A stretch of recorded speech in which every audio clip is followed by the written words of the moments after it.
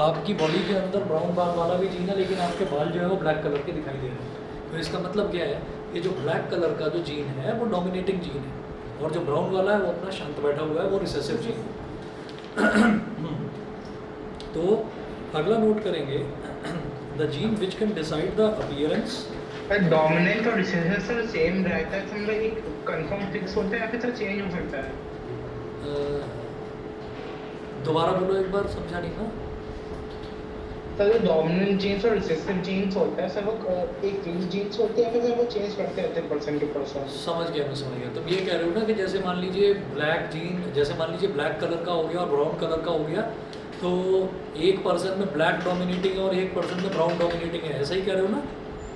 Yes sir. हाँ, तो ये फिक्स्ड होते हैं। अगर ब्लैक कलर का जीन डोमिनेटिंग है तो वो डोमिनेटिंग ही रहेगा, और हर बॉडी के जीन्स के अंदर वो डोमिनेटिंग जीन की तरह ही एक्ट करेगा।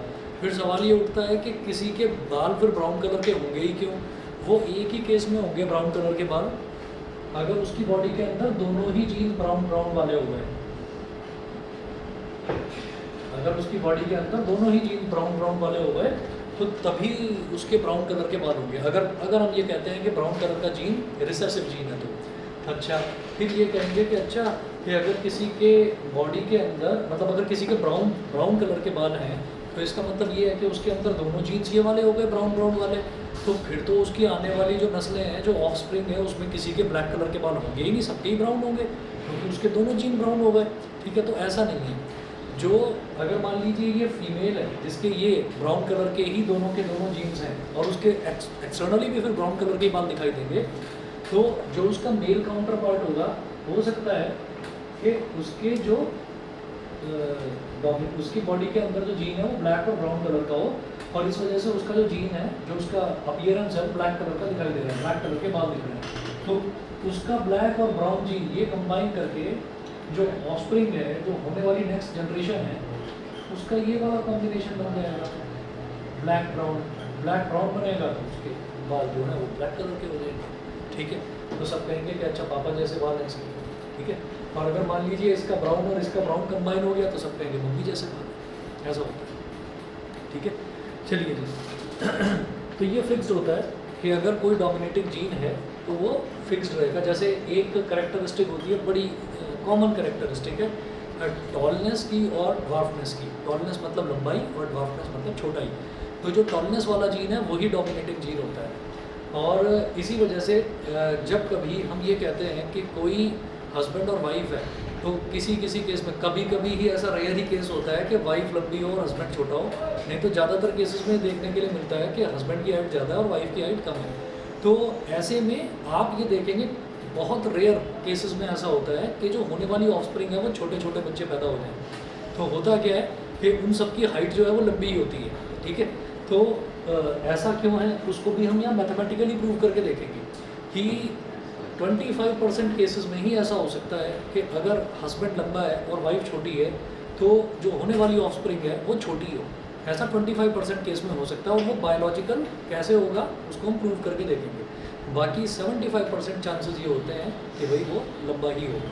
ठीक है, चलिए अब इसको आगे स्टडी करेंगे। इसमें ग्रेगोर मेंडल था एक साइंटिस्ट, उसने काफ़ी चीज़ें एक्सप्लेन करी थी इसमें। देखिए आप यहाँ नोट करें, the gene which can decide the appearance of an organism. Next point लिखेंगे, जितना कल लिखा था उसी के आगे नेक्स्ट पॉइंट लिखेंगे, the gene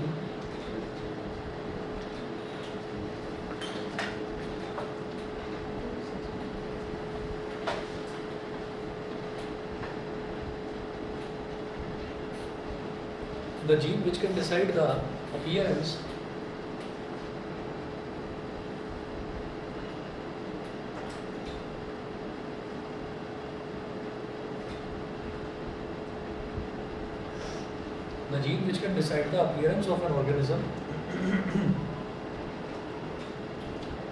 only in the presence of another identical gene,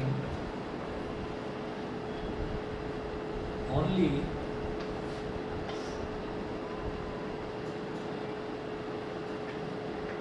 in the presence of another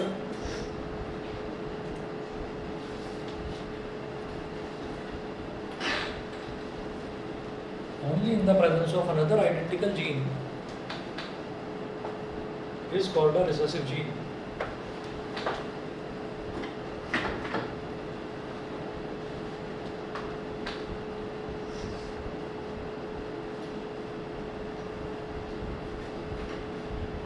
Is called a recessive gene. उसके बाद नेक्स्ट पॉइंट लिखेंगे the dominant gene is represented by a capital letter. Sir tallness और ड्रॉपनेस growth hormone पे depend नहीं करती? नहीं, jeans पर depend करता है। ग्रोथ हार्मोन पर बस इतना डिपेंड करेगा कि आपकी जो हार्मोन है, हार्मोन का बैलेंस प्रॉपर होना चाहिए, वो इम्बैलेंस नहीं होना चाहिए, क्योंकि हार्मोन का बैलेंस जो है वो अगर इम्प्रॉपर हो गया तो ऐसे काफ़ी सारे केसेस होते हैं जिसमें एक हाथ लंबा हो गया और एक हाथ छोटा ही रह गया, ठीक है। या फिर कई बार आपने देखा होगा, और ये अमिताभ बच्चन को तो सबने देखा ही है ना, ठीक है। तो अमिताभ बच्चन की बाकी बॉडी के कंपैरिजन में पैर एक तो कुछ ज़्यादा ही लंबे हैं, ठीक है।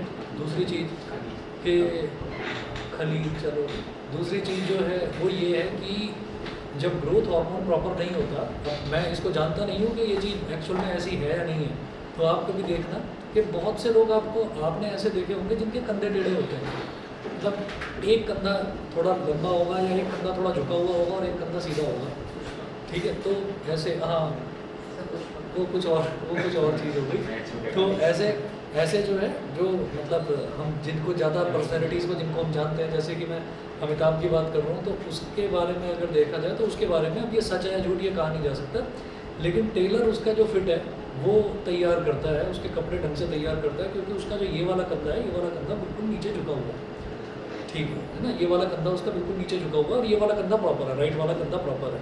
तो टेलर कुछ पैडिंग वगैरह लगाकर और उसका वो प्रिपेयर करता है। तो ये चीज़ क्या होती है कि आपकी एक तरफ की बोन जो है वो तो ज़्यादा डेवलप कर गई और एक तरफ की बोन ज़्यादा डेवलप नहीं करी।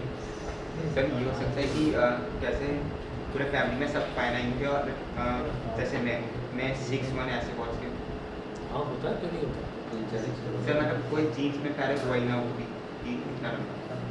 नहीं, ऐसा तो नहीं हो सकता ना कि कभी ऐसा हुआ ही ना हो, ऐसा तो हो ही नहीं सकता, क्योंकि अगर आप खुद अगर सोचोगे, है ना, तो आपको भी ज़्यादा से ज़्यादा 3 मतलब अपने ग्रैंडफादर का पता चल जाएगा, ग्रेट ग्रैंडफादर का पता चल जाएगा। अब आप फादर से भी पूछोगे, वो कहीं से पूछ पाछ कर पुराने जो रिलेटिव्स हैं जो अभी कोई ज़िंदा है उनसे पूछ कर बता देंगे, तो वो भी अंदाजे से बताएंगे कि हाँ उनकी हाइट इतनी थी। लेकिन आप अपनी 3 जनरेशन पीछे तक का देख सकते हो, उससे ज़्यादा पीछे तक का नहीं पता चलता, किसी को भी नहीं पता चलता, ठीक है ना।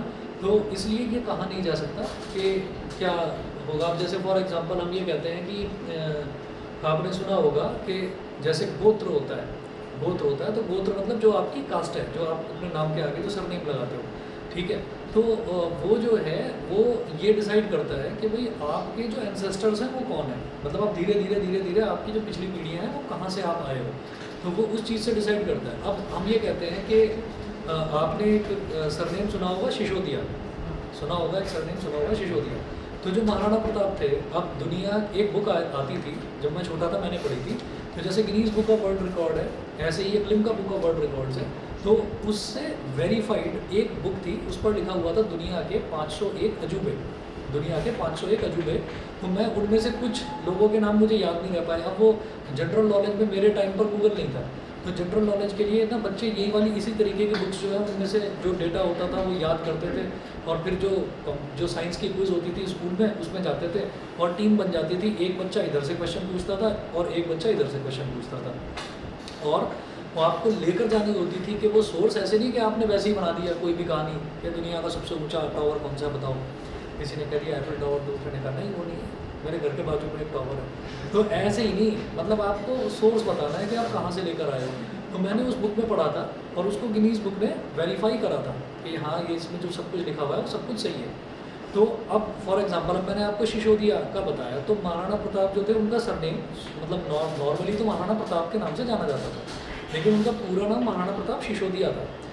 तो उनकी जो हाइट थी ये बताते थे 7 फुट की तो हाइट थी, और उनका भाला जो है वो इतना लंबा था, अब उसकी हाइट मेरे को नहीं पता, उनका इतना लंबा था कि वो 10-10 सैनिकों को एक साथ मार देते थे, है ना। और उनका जो घोड़ा था वो भी स्पेशल था, चेतक था ना घोड़ा, है ना, कि वो भी ऐसा था कि एक टांग में चोट लग गई थी, उसके बावजूद भी मतलब बड़े बड़े रिसर्चर्स आए और उन्होंने कहा कि हो ही नहीं सकता कि कोई घोड़ा इस ये जो माउंटेन है इसको क्रॉस कर जाए, ठीक है, जबकि जो फैक्ट था, हिस्टोरिकल फैक्ट है, बुक्स में लिखा हुआ है कि उन्होंने वो क्रॉस भी कर दिया था। तो अब एक मेरा फ्रेंड भी है, वो भी शिशोदिया है, वो इतना सा है ना, तो मैं कहता हूँ कि अच्छा वो भी शिशोदिया थे और तू भी शिशोदिया है, तो मैं ये कहता हूँ कि भाई ये जो है मतलब अब तू इतना छोटा कैसे, तो ऐसा हो सकता है कि आने वाली किसी उसकी ऑफस्प्रिंग में हो सकता है कोई बच्चा इतना लंबा भी हो जाए। तो ये तो मतलब बोले थे भीम जो है उसकी 15 फुट थी।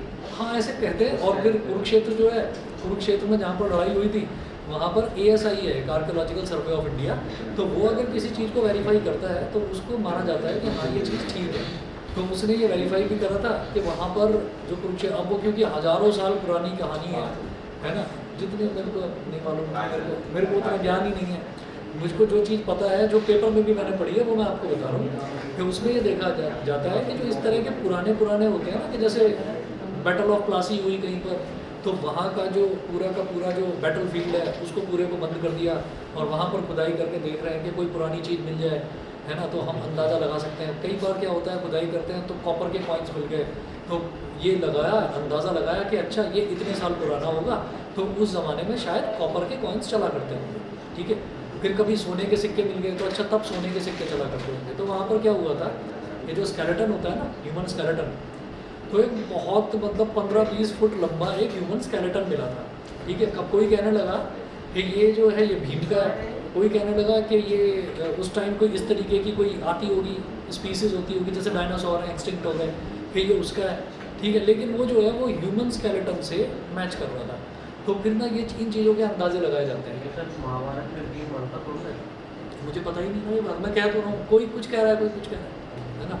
तो अब इस चीज़ के बारे में कहा नहीं जा सकता, लेकिन जो हेरिडिटी है, हेरिडिटी एक ऐसी चीज़ है जिसके बारे में ये कहा जाता है कि जो आपके रिसेसिव जीन है वो न जाने कितनी जनरेशन तक चलते चले जाएंगे। हालांकि अपने सिलेबस में 3 जनरेशन है, अपने सिलेबस में 3 जनरेशन है। हम पहली जनरेशन को बोलेंगे पेरेंटल जनरेशन, मेरे बाबा दादी, ठीक है, को रिलेट करके पढ़ेंगे, ठीक है। फिर हम बोलेंगे अगली जनरेशन को बोलेंगे F1 जनरेशन, F1 जनरेशन मतलब मेरे मम्मी पापा। उसके बाद जो अगली जनरेशन है उसको हम बोलेंगे F2 जनरेशन, F2 जनरेशन मतलब मैं, ठीक है। तो हम क्या करेंगे, हम ये 3 जनरेशन पढ़ेंगे, इससे आगे और इससे पीछे की जनरेशन हमें करनी नहीं है। हाँ, उससे कई मिलियन ईयर्स पहले की जनरेशन वाला टॉपिक था हमारे सिलेबस में, इवोल्यूशन, वो हटा दिया सिलेबस में से। और उसमें ये भी दे रखा है कि हाँ हम सब जो है, हम सब के जो मोस्ट इनिशियल एंसेस्टर्स थे वो सब बंदर ही थे, ठीक है। उसमें ये लिखा हुआ है, बंदर मतलब एप्स, ठीक है। सुन रहे हो, इसका मतलब ये नहीं है कि आने वाली ऑफस्प्रिंग कभी कोई बंदर पैदा हो जाए, ऐसा नहीं है इसका मतलब। चलिए जी आगे चलते हैं, क्योंकि वो वाली जो स्पीसीज थी वो एक्सटिंक्ट हो चुकी है, एप्स नहीं है अब एप्स है ही नहीं। चलिए जी, अब इसके बाद जरा देखिएगा, the dominant gene is represented by a capital letter.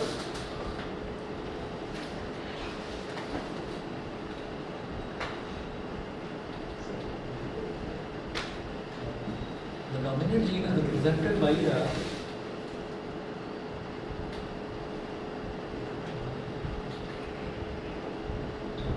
dominant gene is represented by a capital letter, and the corresponding recessive gene is represented by the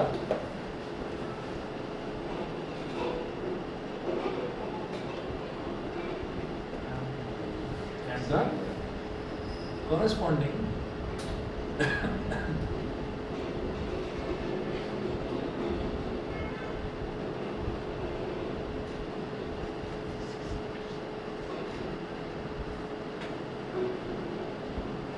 recessive gene is represented, and the corresponding recessive gene is represented by the corresponding small letter, represented by the corresponding small letter, corresponding small letter। अब सुनिएगा, जो यहाँ पर पहला जो point है, the gene which can decide the appearance of an organism only in the presence of another identical gene is called recessive gene. ठीक है, तो हम तो ये कह रहे थे कि रिसेसिव जीन तो किसी की अपीयरेंस पर कोई फ़र्क ही नहीं डालता। ठीक है, तो इसी वजह से उसकी डेफिनेशन में ये लिखा गया है, the gene which can decide the appearance of an organism only in the presence of another identical gene. मतलब अगर ब्राउन कलर का जीन अगर रिसेसिव जीन है, तो एक्सटर्नली ब्राउन कलर के बाल दिखने के लिए दूसरा जीन भी ब्राउन कलर का ही होना चाहिए, दूसरा जीन भी ब्राउन कलर का ही होना चाहिए।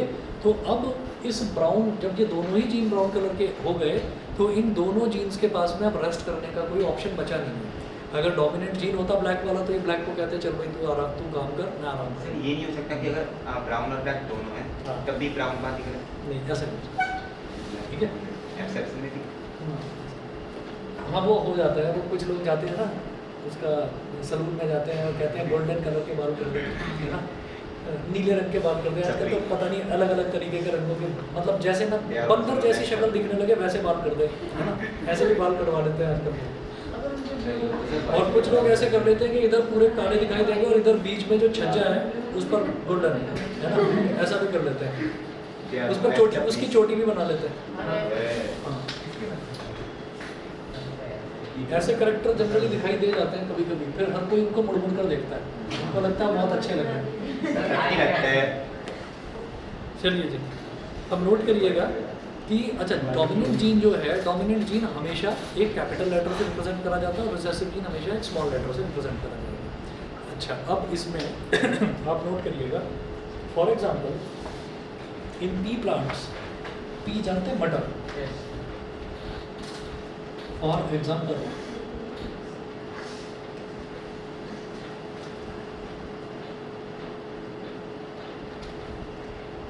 in pea plants, for example in pea plants the dominant gene for tallness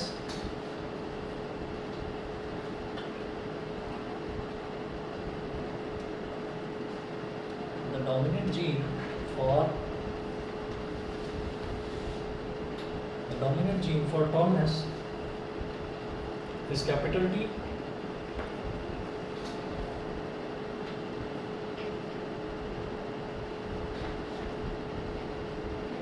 सबके अलग अलग हैं सबके अलग अलग है, और याद करना है।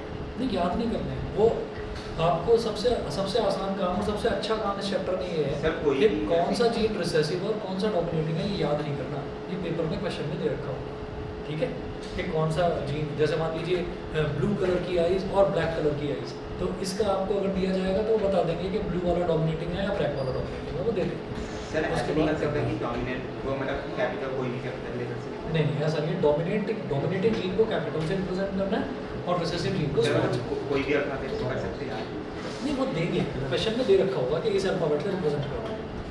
अब देखिएगा इन pea plants the dominating, alphabet मतलब चेंज कर सकते हैं? नहीं अल्फाबेट चेंज नहीं कर सकते, अल्फाबेट वो देंगे क्वेश्चन, वो बताएंगे कि आपको ब्राउन कलर को कैपिटल बी से रिप्रेजेंट करना है या स्मॉल बी से, बता देंगे क्वेश्चन में। मैं भी डिस्कस करूंगा, आप सब समझ जाएंगे।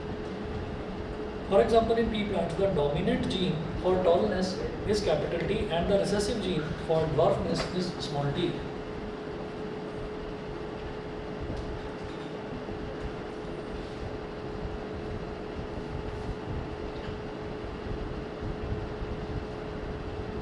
Is small t.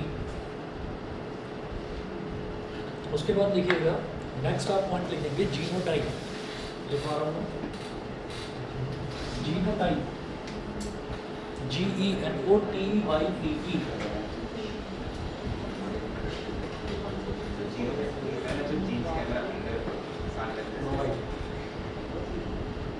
जीन्स का जो कॉम्बिनेशन होता है जो हम लिखते हैं उसको हम जीनोटाइप बोल देते हैं। जीन्स का जो कॉम्बिनेशन है जो हम लिखते हैं उसको जीनोटाइप बोलते हैं। नोट कीजिएगा, genotype shows the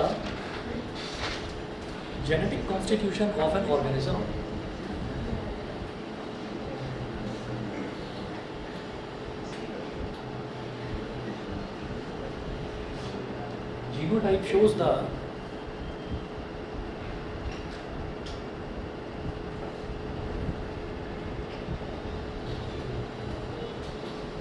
genotype shows the genetic constitution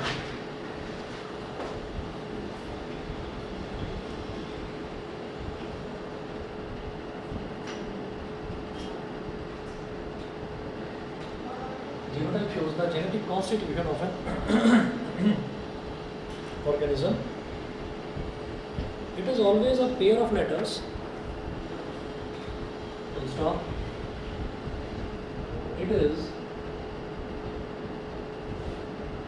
always a pair of letters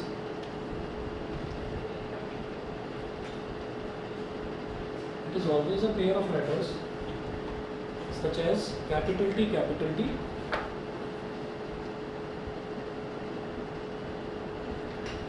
capital T, capital T, comma, capital T, small t, capital T, small t, or small t, small t, or small t, small t, where sir तो pair बन रहा है तो capital T small T capital T और हाँ, small जो small T capital T है वो कभी नहीं होगा। हमेशा शुरुआत जो है वो डोमिनेटिंग जीन से करी जाएगी। तो शुरुआत में कैपिटल टी स्मॉल टी हो जाएगी। तो जो दूसरा combination small T capital T है ना, वो भी यही चीज़ है। सर लेकिन पेयर बनाते वक्त तो वो भी नहीं लिखते, कभी नहीं लिखते। मैं बताऊंगा आपको, पेयर बनाते वक्त कभी भी आप पहले स्मॉल वाला नहीं लिखोगे, हमेशा पहले कैपिटल और फिर स्मॉल लिखा जाएगा। ठीक है, where capital T is dominant gene, bracket में लिख लीजिए फॉर टॉलनेस, ये टॉलनेस के लिए हो गया। Small T is recessive gene और डार्कनेस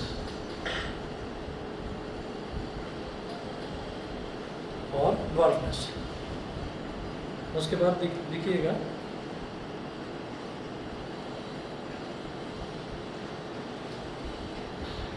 द कैरेक्टरिस्टिक और trait which is visible in an organism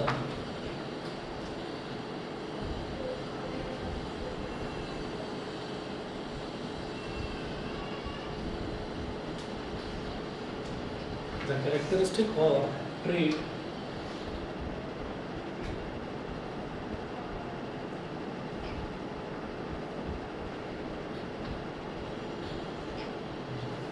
the characteristic or trait which is visible in an organism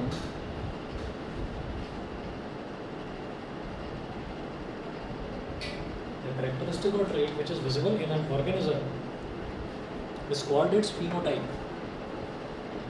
is called its phenotype। मतलब genotype ये हो गया जो जीन्स के अंदर phenotype जो बाहर दिख जो रहा दिखाई है। दे रहा है, जो जीन्स का जो कॉम्बिनेशन है उसको बोलते हैं जीनोटाइप, और जो बाहर आप जैसे दिख रहे हैं that is called your phenotype. Phenotype मतलब आपका एक्सटर्नल अपीयरेंस, जीनोटाइप मतलब जीन्स का कॉम्बिनेशन। ठीक है, उसके बाद तो फेनोटाइप से जीनोटाइप पे डिपेंडेंट है ना? फिनोटाइप जीनोटाइप पर डिपेंडेंट है। जीनोटाइप ही डिसाइड करेगा कि आप दिखेंगे किस तरीके के। अच्छा, इसके बाद आप नोट करिएगा Grigor Mendel was the first scientist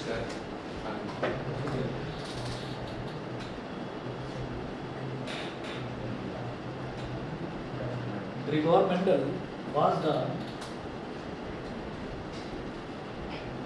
Gregor Mendel Mendel हाँ नाम है। Gregor Mendel was the first scientist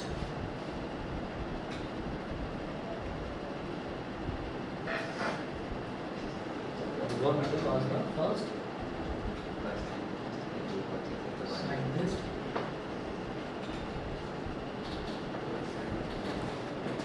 Gregor Mendel was the first scientist to make a systematic study of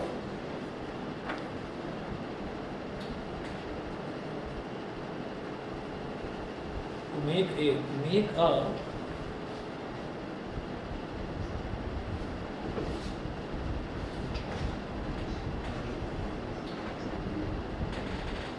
systematic study of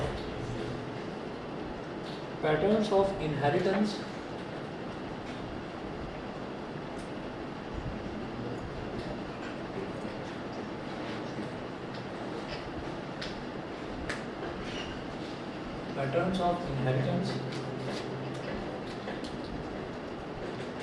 which involved the transfer of characteristics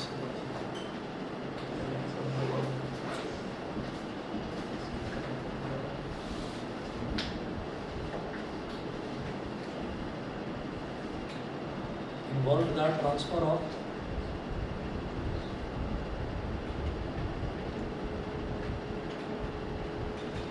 the transfer of characteristics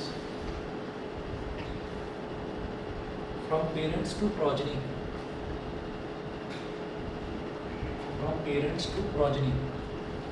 Progeny होती है next generation.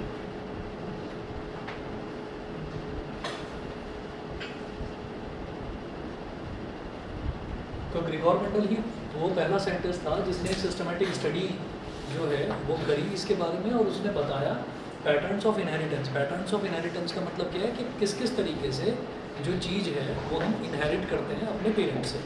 Progeny inherit करती है अपने parents से जो next generation को ही progeny बोलते हैं, कि किस तरीके से जो आदतें हैं, जो कैरेक्टरिस्टिक्स हैं वो ट्रांसफ़र होती हैं. तो ये ग्रेगोर मेंडल ने बताया. अब उसके बाद नोट करेंगे rules for the inheritance of traits.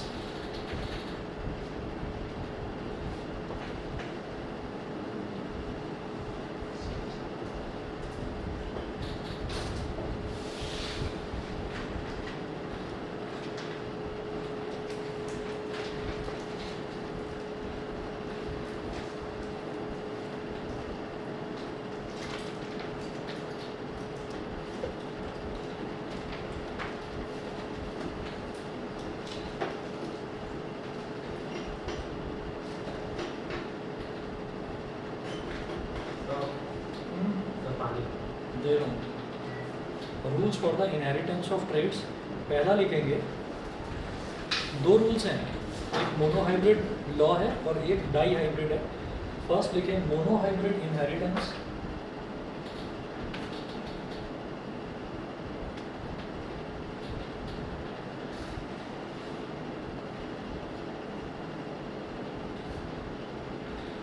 Monohybrid inheritance and the law of segregation. And the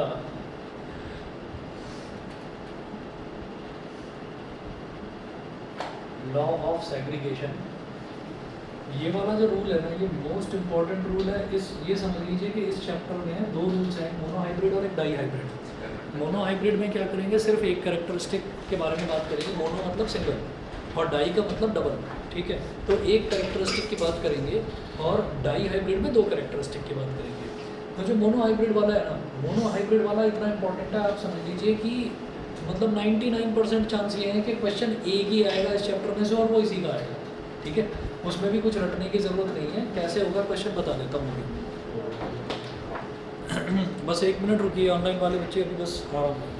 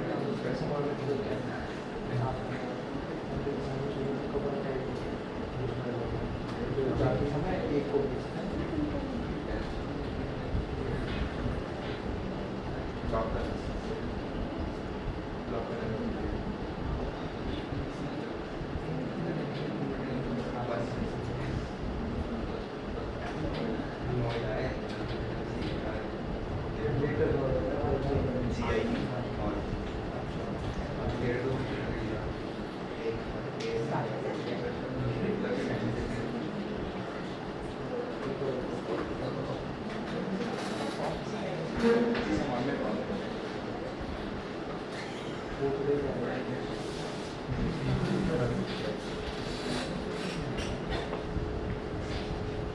40 minute का रास्ता है।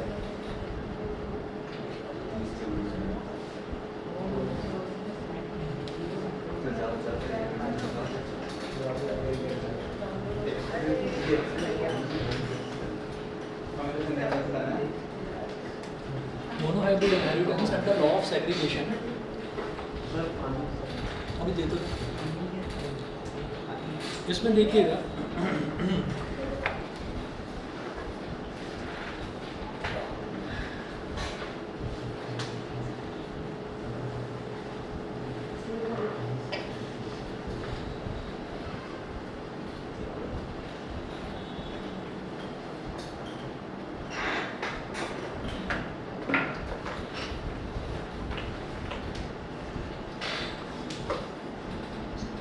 से पास कर लो।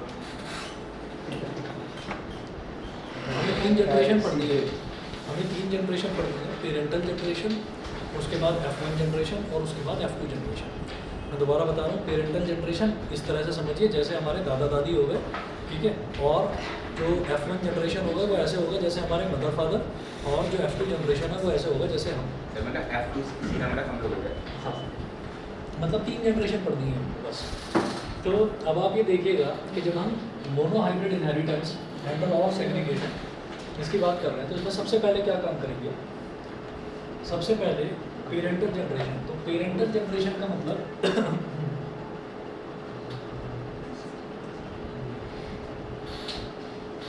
हम प्लांट्स की बात करते हैं और पी प्लांट को क्रॉस करने की कोशिश करेंगे। यहाँ पर है और इसमें ना कुछ चीज़ें, कुछ ना पॉस्टुलेट्स ली जाती है। पॉस्टुलेट्स का मतलब होता है कुछ एजम्पशंस। तो एजम्पशन ये लेकर चली गई कि सबसे पहले एक हमने टॉल प्लांट लिया, टॉल प्लांट, ठीक है, और टॉल प्लांट का हमने क्रॉस करवा दिया एक शॉर्ट प्लांट के साथ में। क्रॉस कैसे होता है?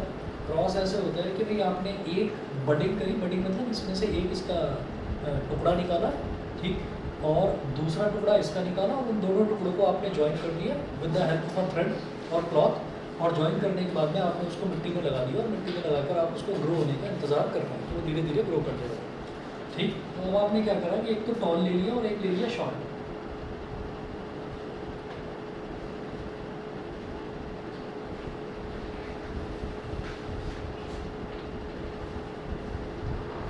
शॉर्ट है, शॉर्ट को ड्वार्फ बोल दीजिए,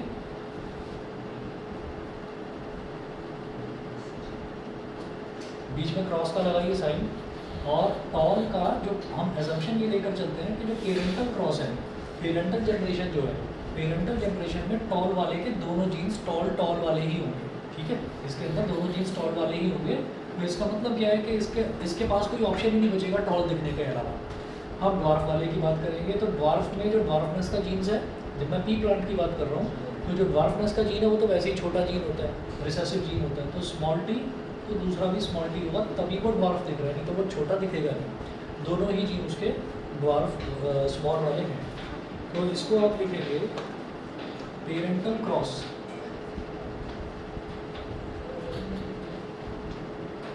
पेरेंटल क्रॉस। पेरेंटल क्रॉस से क्या होगा? F1 जनरेशन इवॉल्व होगी। F1 जनरेशन में F1 मतलब हमारे पापा मम्मी। तो पेरेंटल क्रॉस से F1 जनरेशन प्रोड्यूस होगी। तो जो F1 जनरेशन है उसमें ये देखने को मिला कि जितने भी प्लांट्स हैं वो सब टॉल टॉल ही हो गए, तो छोटा था ही नहीं।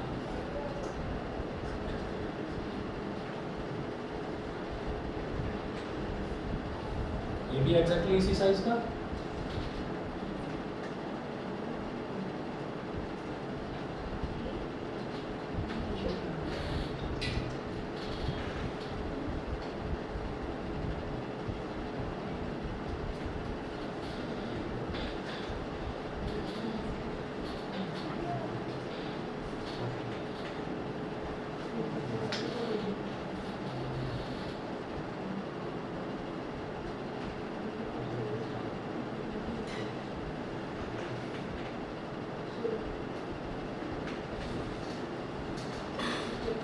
ठीक है, तो सारे के सारे वो टॉल ही हो गए। तो यहाँ पर कुछ ऐसा हुआ, एक स्ट्रक्चर बनाइएगा, मैट्रिक्स बोलते हैं उसको। सर ये जो क्रॉस बडिंग जो है ये हम किसी भी शॉर्ट और एक टॉल के साथ कर सकते हैं प्लांट जो हाँ हाँ बडिंग से मतलब। बिल्कुल बिल्कुल।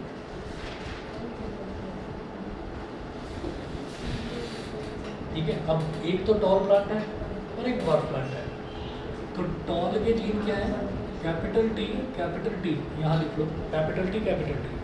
और जो ड्वार्फ है, ड्वार्फ का जीनोटाइप क्या है, स्मॉल टी। समझ गए? तो हमने इन दोनों का कॉम्बिनेशन बनाया। अब इनके कौन कौन से जीन कंबाइन कर गए वो देखिएगा कैसे करेंगे।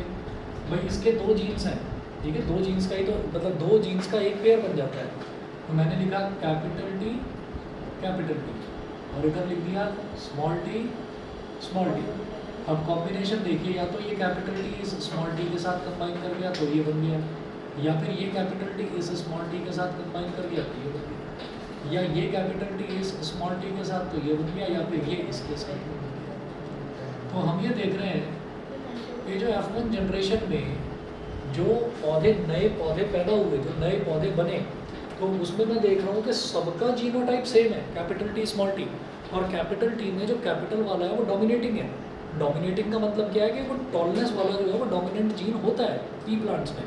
तो जब वो डोमिनेंट जीन होगा तो इसका मतलब दिखने में सारे के सारे लंबे ही दिखाई देंगे। और सबका जीनोटाइप क्या है, capital T small T, capital T small T, capital T small T, capital T फिर स्मॉल इसके आगे वाला जनरेशन पे भी टॉल ही चलेगा।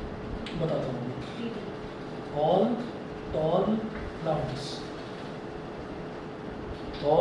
टॉल प्लांट्स, इसका मतलब क्या है, दादाजी लंबे थे और दादी छोटी थी, ठीक है। इसी तरह से नाना जी भी लंबे थे और नानी जी भी छोटी थी। तो ये पेरेंटल क्रॉस की बात करी जा रही है। तो पेरेंटल जनरेशन में ये एजम्पशन लेकर चले गए, ये एजम्पशन ली गई कि जितने भी मेल्स थे वो सारे लंबे ही लंबे थे, ठीक है, और जितनी भी फीमेल्स थी वो सारी छोटी छोटी थी। अब आगे मेल्स पैदा हुए या फीमेल्स पैदा हुई, वो सब लंबे ही लंबे हो गए पैदा। इसका मतलब F1 जनरेशन में देयर वाज ऑल, मतलब जितने भी थे सारे के सारे ऑल टॉल प्लांट्स। तो प्लांट्स का एग्जांपल लेकर करा जा रहा है। तो एकदम से दिमाग में ये आता है, हाँ वही तो मैं बता रहा हूँ कि एकदम से दिमाग में ये आया कि अब तो सारे के सारे टॉल ही आ गए, तो अब तो इससे आगे वाली जनरेशन सब टॉल ही टॉल होंगे। तो ऐसा नहीं होगा, ऐसा नहीं होगा। यही रूल इस चीज़ को प्रूव करके दिखाएगा कि ऐसा नहीं होगा। टॉल पेरेंट्स होने के बावजूद भी ऑफस्प्रिंग जो है वो शॉर्ट हो सकती है, लेकिन उसके चांसेस 25% होते हैं। 75% चांसेस ये होते हैं कि भाई अगर पेरेंट्स जो है उनकी हाइट अच्छी है तो जो बच्चे हैं उनकी भी हाइट अच्छी ही होगी। लेकिन 25% ऐसा भी होता है कि पेरेंट्स लंबे लेकिन बच्चे छोटे रह जाएं। तो देखिएगा, ये तो हो गया हमारा पेरेंटल जनरेशन से ऑल टॉल प्लांट्स मिल गए। इस वाली जनरेशन को हम बोल देंगे, ये जो पूरी की पूरी जनरेशन आई है इसको हम बोलेंगे F1 जनरेशन। यहाँ लिख लीजिए, वो नीचे दिखाई नहीं देगा। ऑल टॉल प्लांट्स जहाँ पर आपने लिखा वहीं नीचे लिख लेना F1 जनरेशन। मैं यहाँ लिख रहा हूँ इधर F1 जनरेशन। ये जो है ये F1 जनरेशन है। इसके बाद अब हमने क्या करा कि अब जो जनरेशन है, अब उस जनरेशन में सब टॉल ही है, ठीक है। अब उनका क्रॉस होता है। तो हम क्या करेंगे, इस तरफ आ रहा हूँ लास्ट, इस तरफ अब करेंगे F1 क्रॉस। तो पेरेंटल क्रॉस करा तो F1 जनरेशन आई, अब F1 क्रॉस करा तो F2 जनरेशन आएगी।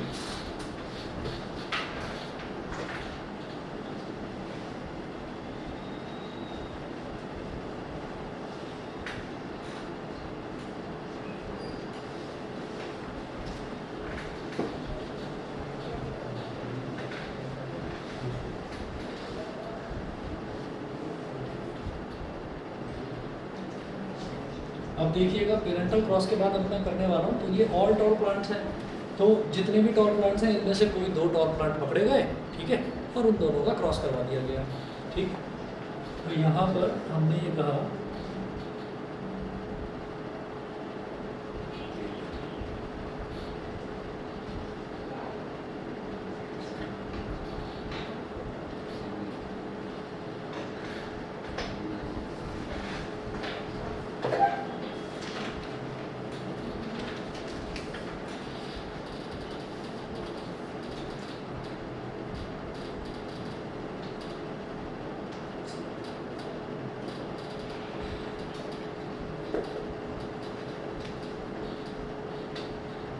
तो इसका जीनोटाइप क्या था, कैपिटल टी स्मॉल टी। इसका जीनोटाइप क्या था, capital T small T. Cross कर दिया, मतलब ये क्या हो गया, F1 क्रॉस। F1 क्रॉस, तो F1 क्रॉस से अब हमको मिलेगा F2 जनरेशन। तो F1 क्रॉस का एक मैट्रिक्स बना लो इसी तरह से।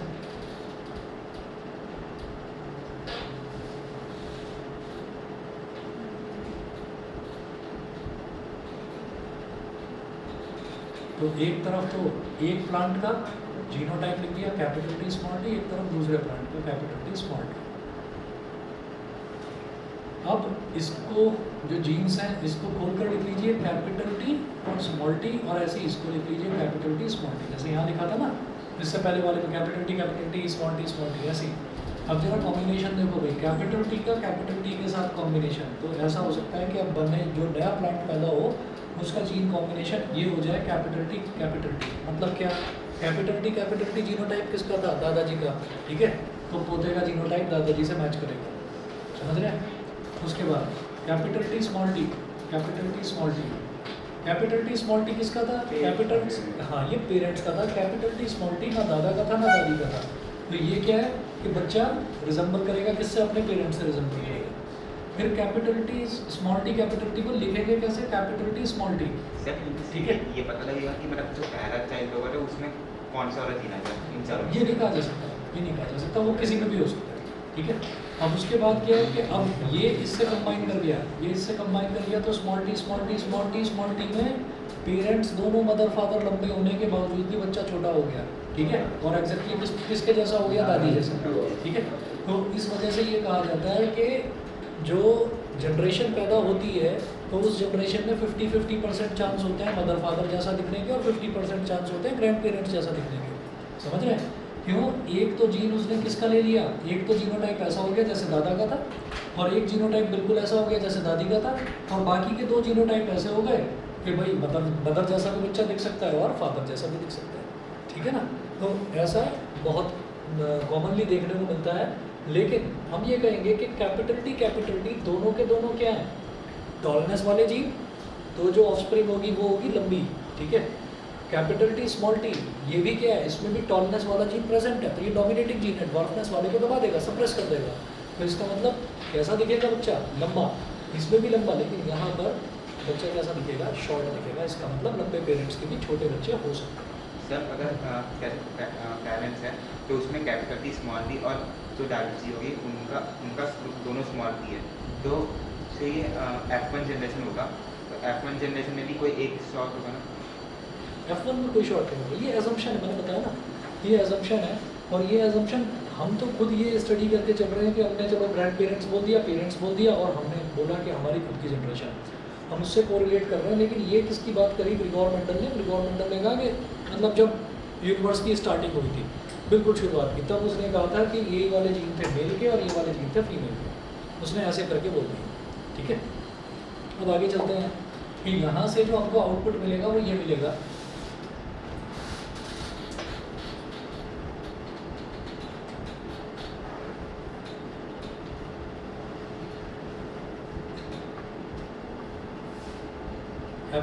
कैपिटल टी, तो टॉल प्लांट मिल गया। दूसरा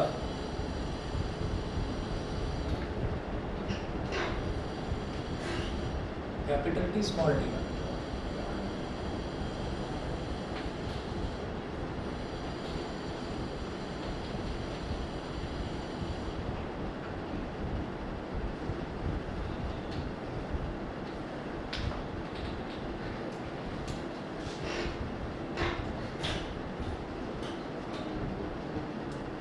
कैपिटल टी स्मॉल टी, और चौथा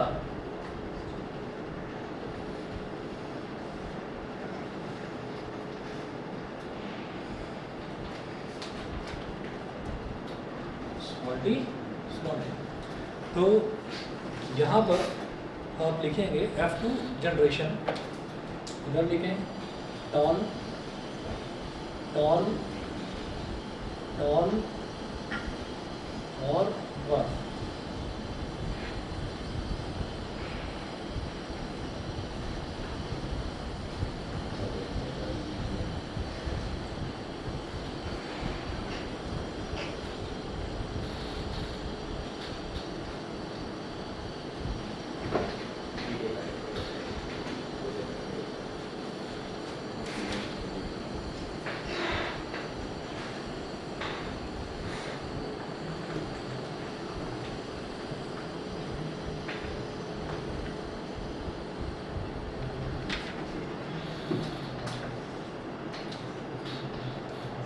देखिएगा यहाँ पर ये बता दूँ, ये सब समझ में तो आ गया होगा? ठीक है, क्लियर है? ऑनलाइन वाले बच्चे बताएं भाई, क्लियर है यहाँ तक? ठीक है, इसका ना रेशो पूछा जाता है। चलिए आपको नेक्स्ट क्लास में बताऊंगा। आपका डाई हाइब्रिड बचता है इसमें, और डाई हाइब्रिड के बाद में ब्लड ग्रुप है। बस इतना सही चैप्टर है ये, और कुछ है नहीं। तो मैं इसकी कल भी क्लास लूँगा, कल क्लास लेकर इस चैप्टर को खत्म करूँगा। ठीक है, इवोल्यूशन वाला पोर्शन नहीं आ रहा है, इनको बस इतना ही करना है।